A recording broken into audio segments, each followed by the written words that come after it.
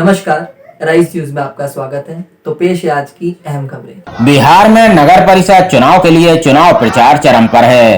Rice news Bihar नगर परिषद चुनाव पर लगातार ग्राउंड रिपोर्ट दिखा रहा है। इसी क्रम में आज हमारी टीम पहुंची गोपालगंज, जहां बरौली नगर परिषद से निकी कुमारी चेयरमैन पद के लिए प्रत्याशी हैं। निकी कुमारी इलाके के बड़े समाज सेवी अरविंद पांडे की पत्नी हैं। निकी कुमारी और उनके पति अरविंद पांडे लंबे समय से इलाके के लोगों की सेवा करते आ रहे हैं। कोरोना काल में जब इलाके के बहुत से लोगों के काम धंधे बंद हो गए और उनके चूल्हे ठंडे पड़ गए, तो निकी कुमारी और अरविंद पांडे ने उनकी घर घर जाकर मदद की। निकी कुमारी कहती हैं कि अगर बरौली की जनता ने उन्हें आशीर्वाद दिया तो बरौली में विकास की नई इबारत लिखेंगी। नमस्कार, मैं हूं रुपेश कुमार, राइस न्यूज में स्वागत है आपके। आज गोपालगंज जिला नगर परिषद बरौली में पहुंचे हुए हैं। यहाँ पे निकी कुमारी ने चेयरमैन से चुनाव लड़ने की पूरी तैयारी कर चुकी है। मेरे सामने यहाँ पे निकी कुमारी मेरे सामने उपस्थित है और उनके पति मेरे सामने उपस्थित है। अपना नाम बता। मैं निकी कुमारी बरौली नगर परिषद समस्त जनता को प्रणाम करती हूँ। आपका चुनाव लड़ने की क्या उद्देश्य है? सबसे पहले तो पूरी जनता को हमको सेवा करना है और मैं पूरी जनता के सेवा करने के लिए मैं चुनाव लड़ती हूँ। अभी आपके नगर परिषद यहाँ पे चल रहा है, अपने चेयरमैन से, भावी चेयरमैन से आपने चुनाव लड़ने की पूरी तैयारी कर चुकी है। जैसे यहाँ पे रोड हुआ, नल जल योजना का काम हुआ, ये सब बहुत सारे नल जल योजना हुआ, नाली की व्यवस्था सही तरीके से नहीं है, उस पर आप क्या करना चाहेंगी? मैं सरकार से यही अपील करूँगी, इसीलिए मैं बात कर रही हूँ कि यहाँ की सड़क अच्छी नहीं है, नाले यहाँ की अच्छी नहीं है, महिलाओं के लिए कोई अच्छी मतलब शौचालय यहाँ पे नहीं है। इसी के लिए ना कोई यहाँ अच्छी सी डिग्री कॉलेज है, इसी के लिए मैं फ्री हूँ महिलाओं। यहाँ पे अभी बहुत सारा देखा जा रहा है बरौली में स्वास्थ्य संबंधित सही मरीजों को इलाज नहीं होता है, उस विषय पर आप क्या कहना चाहेंगे?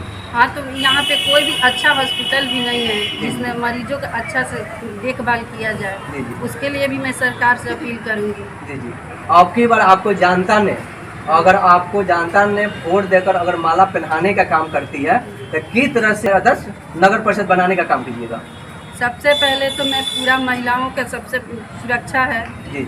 और यहाँ की ऐसी जगह है जहाँ पे कोई अच्छा नाल पानी निकलने की भी रास्ता नहीं है। जी। तो यही मेरी है सबसे पहले। जी। चलिए, मेरे सामने यहाँ पे निकी कुमारी के पति मेरे सामने यहाँ उपस्थित है और किस तरह से यहाँ पे नगर परिषद बरौली में इन्होंने विकास देने का काम करेंगे, इनसे हम परिचय लेना चाहेंगे। अपना नाम बता। जी, मेरा नाम अरविंद पांडे है। सबसे पहले राइस न्यूज़ के जितने भी श्रोता हैं सबको मैं प्रणाम करता हूँ और बरौली नगर परिषद की समस्त सम्मानित जनता को जी हम भोजपुरी में बोले तनी गोड़ छू के गोड़ लागत तनी एक बार वह लोग बात जानते बा कि जो जीरो से हीरो बनावत हम स्ट्रगल करत तनी यहाँ मतलब हर रोज मतलब जनसंपर्क की यात्रा हमनी के तैयार बा। आशीर्वाद यात्रा के नाम से जौन चलता, हर गांव, हर गली, हर मुहल्ला, हर घर के हमनी के दौरा करत तनी सन। जनता के एक हो जौन समस्या बा यहाँ के सारा के हमनी देखत तनी सन। ठीक बा, लेकिन अब बड़ा दुर्भाग्य के साथ कहे के पड़ता कि हम दौरा करत तनी, ए दौरान जौन जनता के जौन आवाज़ निकल के आवता, पिछला जे भी प्रतिनिधि यहाँ रहल बा वो कितना विकास कैले बा, जनता अब की बार वो लोग इंतजार करत आ जनता वो लोग के जवाब दी। अब की बार जनता मूड बना ले बा बदलाव करे आ जनता यहाँ बदलाव करे। जी, यह आपकी बार निकी कुमारी ने यहाँ से चेयरमैन से, भावी चेयरमैन से यहाँ पे चुनाव लड़ने की पूरी तैयारी कर चुकी है। आपने अगर निकी कुमारी ने यहाँ चेयरमैन बन जाती है तो किस तरह लोगों के प्रति आप विकास देने का काम करेंगे? देखिए, हम विकास लोग वादा करते हैं, झूठा वादा करते हैं, लेकिन हम कहते हैं कि हम वादा ना करें। भोजपुरी में हम वादा ना करें, हम करके दिखाएं। एक बार ये हमारा जज्बा बा। हम लगातार लोग जो नैतिक बाटे और वह बात करते नहीं कि एक तो जो सरकार के नीति व शिक्षा की लड़कियन के पढ़े खातिर मतलब इंटर के बाद ओकनी के ऑनलाइन फॉर्म भरे के पड़ता। अब बरौली के लड़की के एडमिशन होता गोपालगंज के लड़की के एडमिशन होता दिगोली बैकुंठपुर। ठीक बा, इस सरकार के ये चीज़ नहीं के और लड़कियन के सुरक्षा के कारण सुरक्षा नहीं के हो पाओ, लेकिन सुरक्षा व्यवस्था नहीं के मिल पाओ। वो खातिर बरौली में एगो डिग्री कॉलेज बहुत जरूरी बा। ठीक बा, हम जब भी सत्ता में आएम, सदन में आएम, तो सबसे पहले इस सदन के माध्यम से जिला प्रशासन से लेकर बिहार सरकार से हम मतलब गुजारिश करे कि बरौली में एगो डिग्री कॉलेज के निर्माण कर जाओ, ताकि यहाँ के जौन बच्चे तो कहीं लड़का तो कहीं पढ़ सकेला, लेकिन जौन बच्ची बाड़ी सन वो जाके शहर में ना पढ़ के अपना ही पढ़सन और ओकनी के भयमुक्त होकर पढ़सन, ओकनी के कोनो चीज़ के डर ना रहे। पहला चीज़ शिक्षा हो। दूसरा चीज़ कि हमने बरौली में बानी सन, बरौली में एगो हाई स्कूल में फील्ड बा, हम वही स्कूल के पढ़ल हैं आ वो स्कूल के फील्ड के व्यवस्था ऐसा बाटे कि लड़का अपना पैसा से अपने जेब खर्च से माने वो फील्ड के सुधारत रहन, जी पिच बनावत रहन। रउआ के हम जानकारी दे दी कि बरौली हाई स्कूल के मैदान से हर साल लगभग 100 से 150 बच्चा आर्मी में जालन से आर्मी के तैयारी करे खातिर यहाँ जितना ब्लॉक एरिया के प्रखंड माने कार्यालय के सुदूर इलाका के लड़का पढ़े खातिर मतलब दौड़े खातिर आवलन। सुबह 3 बजे से लेके 7 बजे ले जान तो एगो हुजूम मेला खानी लगा रहा। स्कूल के लगे इतना फंड बा, ये जिला प्रशासन के लगे इतना फंड बा, नगर परिषद के लगे इतना फंड बा, लेकिन ना वो जी एगो लाइट के व्यवस्था बा वो फील्ड खातिर, ना लड़कन के दौड़े के जो ट्रैक होला ओकर व्यवस्था बा। लेकिन ये चीज़ पर केहू ध्यान नहीं के दे, ना बढ़िया से स्टेडियम बा, वो जाई फील्ड में देखी बढ़न बढ़न घास जमल बा, कोनो ना स्कूल प्रशासन से लेके ना जिला प्रशासन से लेके ना सरकार के भी कोनो नजरिया नहीं है। हमरा तो लगे इसी वर्तमान में कौन जिला नगर परिषद से यहाँ कोई जीते हुए थे क्या उच्चैन में? देखिए हम किसी की शिकायत नहीं कर रहे हैं, जनता जान रही है कि विकास कैसे होता है। हम लोगों को बता दी कि एगो हमने के नगर परिषद है, नगर परिषद माने शहरी क्षेत्र, शहरी क्षेत्र में ये चीज़ बाटे कि हम जनसंपर्क करते हैं। एगो मलिकाना गाँव बा, एगो बगल में सुरवल पश्चिमारी टोला बटे, बहुत और ही गाँव बा, नयका टोला एगो बनल बटे। वो जी के जनता के समस्या बा, वो जी माने रोड के तो बातें छोड़ दियो, मेड़ बुझी ले रहे जो खेत के मेड़ बा, वो मेड़ पर पैदल चल के लोग यहाँ जाए के माने पड़ेला। लगभग काफ़ी ज़्यादा संख्या में आबादी बा। हम एक आदमी से जनसंपर्क के दौरान पूछी कि रोल उनके शादी ब्याह के अंगनिया होला, वो हमारे के बताओ लोग कि जब ये फसल कट जाला, जब ये फसल कट जाला, फसल कटला के बाद हमनी के जे खेत वाला होला ओकरा कही लेसन कि ये साल के जायदाद के जितना कीमत बा वो हमरा से ले ली, लेकिन ये साल खेत मत हुई, हमारे यहाँ शादी बा। बताइए हमनी के नगर परिषद में शहरी क्षेत्र में बानी सन, ये शहरी क्षेत्र में हमनी के होल्डिंग टैक्स देता नहीं सन, 7 रुपये यूनिट बिजली के बिल बटे, लेकिन फिर भी कोनो व्यवस्था नहीं है। रउआ के बता दी कि यहाँ के दलित इलाका में माने जहाँ दलित लोग बा, मलाह बिन टाइप के लोग बा, एगो नौका टोला हमारे यहाँ बसल बटे, ओ में नल जल के तो व्यवस्था बा, टंकी लाग गई बा वार्ड में, पूर्व के वार्ड नंबर 11 सब वार्ड नंबर 14 हो गई बा, लेकिन अभी तक ले वो टोला में 500 परिवार रहेला, लेकिन एगो पाइप तक भी नहीं के बिछल। पाइप तक ले पानी तक ले पानी के तो दुर्भाग्य कहीं पाइप ले नहीं के बिछल। हम गाँवी जब वो जी के व्यवस्था देखी या लोग के जौन आक्रोश मन में देखी कि केहू नेता दुआरी पर वोट मांगे ना जाए। अच्छा, बाकी हम एगो चीज़ और कहम कि ये जी सबसे बड़का चीज़ जे गाड़ी वाहन रखले बा जेकर रोडवेज जाने के बोलल जाला, बरौली नगर परिषद हर साल टेंडर करेला, हर साल 15 लाख 16 लाख 18 लाख में टेंडर करेला, लेकिन कहीं भी एगो गाड़ी लगावे के एगो शेड के एगो यात्री शेड के व्यवस्था नहीं है। जौन यात्री जौन भी बा कि कहीं बैठ सके नहीं, हर स्टैंड में जब स्टैंड के पैसा लिया था तो ओकरा खातिर समुचित व्यवस्था करके देवे को पड़ी, ओमे पानी के व्यवस्था, बैठे के व्यवस्था, पंखा लाइट के व्यवस्था। मान ली कि हम टेंडर जब करत हैं तो एक व्यवस्था देवे के पड़ी। रोड पर गाड़ी लागत है, ऐसा एगो अधिका गाड़ी हो जाता तो रोड जाम हो जाता, ठीक बा।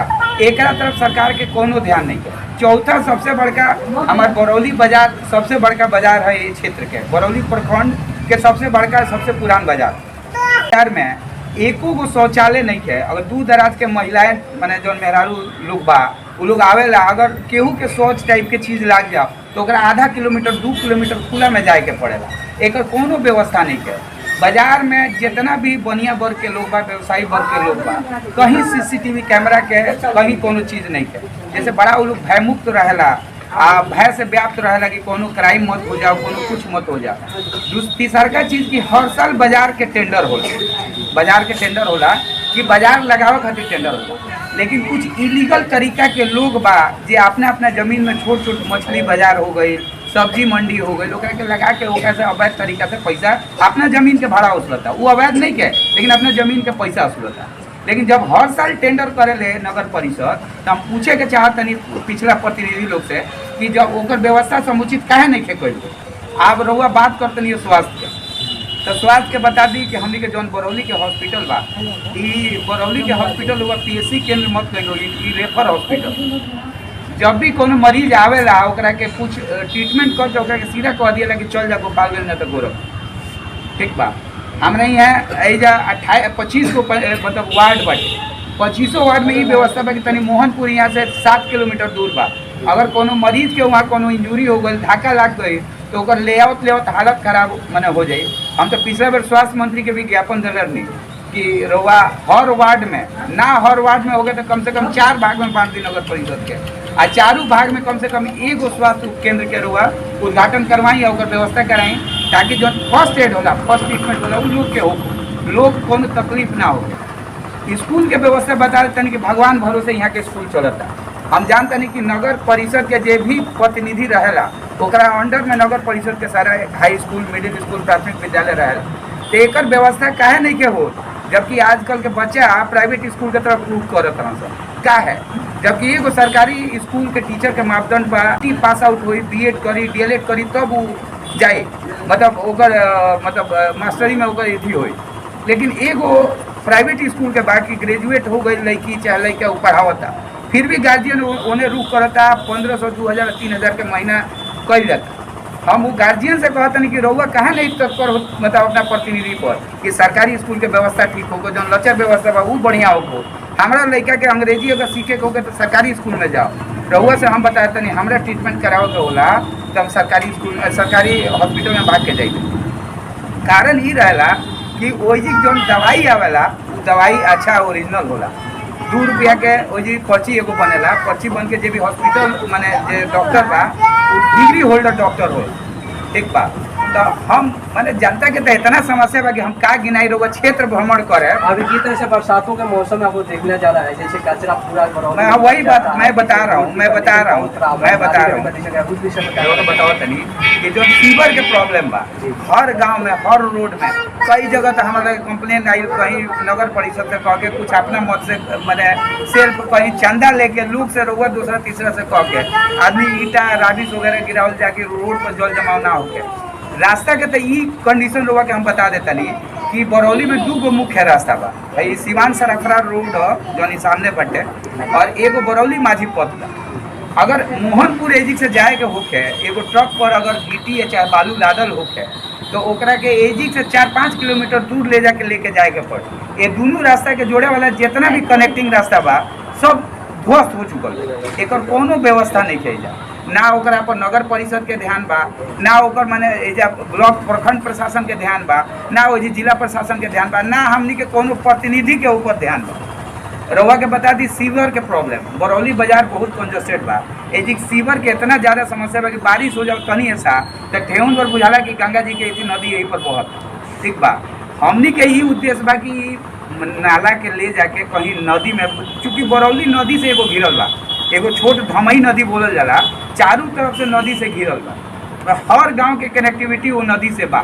तो जब नाला के निर्माण होता, ये का जाने कैसन नाला है ठेकेदार लोग बनावता, कैसन रोड बनावता कि 4 महीना 6 महीना के बाद वो रोड टिकत नहीं। अब पता ना उसमें का भ्रष्टाचार बा, ये हम नहीं किए जाता, ओकर भ्रष्टाचार के का एथी बा, ये नहीं किए जाता। लेकिन जौन भी नाला बा ओकरा के जाके नदी में जोड़ दिया जाओ ताकि पानी आसानी से निकल जाओ, हमारे बाजार एकदम स्वच्छ और स्वस्थ रहे। हमारे बाजार के जो व्यवसायी लोग बा जो एगो मोटरसाइकिल बाजार में लगा सकिले, एगो मोटरसाइकिल रोड पर लगा दे पूरा बाजार जाम हो जाए। मैंने बरौली बाजार में रउआ देखी तो मैंने कोनो तरीका के विकास नहीं रउआ घूमी तो हमने के जानते। आपके बाद निकी कुमारी ने अगर यहाँ पे नगर परिषद से चेयरमैन के कुर्सी पर बैठती है तो किस तरह से लोगों के प्रति एक समस्या को निदान करने का काम करेंगे? हमारा उद्देश्य बा, हम दिल्ली में पढ़ाई कैले बनी, पढ़ाई कैला के बाद हमरा शुरू से जॉब करे के कोनो इच्छा ना रहे। राजनीति एगो खून में होला, अब एक कीड़ा कहली चाहे कुछ कहली, राजनीति के कीड़ा हमनी के शरीर में बा। छात्र संघ से लेके दिल्ली यूनिवर्सिटी के छात्र संघ से लेके चाहे यहाँ भी हम सामाजिक कार्य में हम सक्रिय रहिले, चाहे बरौली में क्रिकेट टूर्नामेंट होके। अगर आपके जानता इनको इस बात के जिता देते, मैं वही बता रहा हूँ, तरह से यहाँ के जनता और पब्लिक की अपेक्षा एक समस्या को आप निदान करने का काम करेंगे। कि सबसे पहले जिला प्रशासन के जे हेड बा, स्वास्थ्य व्यवस्था, आदमी स्वस्थ रही तबे कोनो काम करे। तो जे हमारे यहाँ के CS बा, हमारे DM साहब पूरा जिला के जौन कंट्रोलर बाड़े ओकर मालिक बाड़े, जौन मैंने आम भाषा में लोग कहीं कि DM साहब हमारे जिला के मालिक होंगे। हम कह के सबसे पहले अपने यहाँ के जौन स्वास्थ्य के व्यवस्था बा ओकरा के हम सुधरवाए। दूसरा कि जौन है रुआ हम अबे बताइनी है कि अपने यहाँ ये यात्री शेड है चाहे वो स्टैंड के शेड के समस्या बा, जमीन चिन्हित करवा के हम बरौली में स्टैंड बनवावे के प्रयास करें, जहाँ गाड़ी लागे, जहाँ लोग अगर रुक जाओ तो रात में ओकरा रुके के व्यवस्था होके। जाड़ा के दिन में बड़ा दिक्कत होला, नगर परिषद कबो टेंट गिरवा के करेला, लेकिन ओकरा परमानेंट करे के चाहिए कि सुदूर इलाका के केहू आ गई, मान लीजिए जैसे 10 किलोमीटर राती का उतर गए, ओकरा घरे जाके सुविधा नहीं है तो वो यात्री शेड में जाके सूत जाओ, वो जी लाइट के व्यवस्था होके के चाहिए। ये सारा चीज़ हम जौन भी फंड आवता पहले हम शहर के सुधारे के कोशिश करें। रउआ के एगो और समस्या बा अपना ही है, हम मेन समस्या जौन रउआ के कहनी है एथी हो गई बा कि यहाँ के किसान के समस्या अपना ये सबसे बड़का समस्या बा कि नीलगाय आवत तारी सन, का जाने कहाँ से इतना नीलगाय आइल बड़ी सन, आ कुली खेत किसान इतना खून पसीना के कमाई लगा के खेती करता, उ चढ़ जाता रही। किसान के समय पर खाद नहीं के मिलता, खाद ब्लैक होके लगता। रउआ से बता दी कि जे अपने जिला के DM बा कह के हम किसान के खाद दिवाओ के मुहैया कराओ के काम कर बनी, जहाँ के भी लोग आइल बटे। हम किसानों के समस्या देखत नहीं, किसानों के समस्या ये बा कि नीलगाय से वो लोग बहुत तबाह हो गए बल।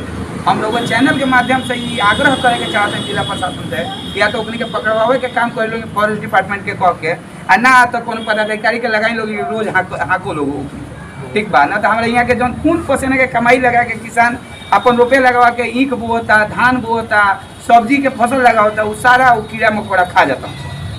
अब रउआ से हम ये रउआ पूछनी है कि एक निवारण का भइल। आपने यहाँ के कूड़ा हर घर है, कूड़ा उठा के कूड़ा के ले जाके जमीन किनाइल बा नगर परिषद के कहीं और ओकरा के उठा के ढा दिया था कहीं और, ठीक बा। ये कूड़ा से जे अगल बगल के लोग बा इतना गंदगी फैलता, इतना स्मेल आवता कि आसपास के लोग के रहे में बड़ा दिक्कत परेशानी। तो हम ये कहे के चाहते हैं कि जब नगर परिषद जमीन किन ले बा, जब नगर परिषद कूड़ा मैंने डंप करे खातिर जगह ले ले बा, तो कूड़ा वही तक काहे नहीं खेजा। कूड़ा हर गाँव में हर घर है, कूड़ा उठावे के जो अच्छा बा, अभी तक कुछ दिन से स्टार्ट बा, तो काहे नहीं के होती। चुनाव के बेरा काहे प्रतिनिधि लोग करता, चुनाव से पहले ही लोग अगर 5 साल में विकास करे तो जनता इतना आक्रोशित हो के घरे वोट मांगे पर जाके जनता गाड़ी ना दी।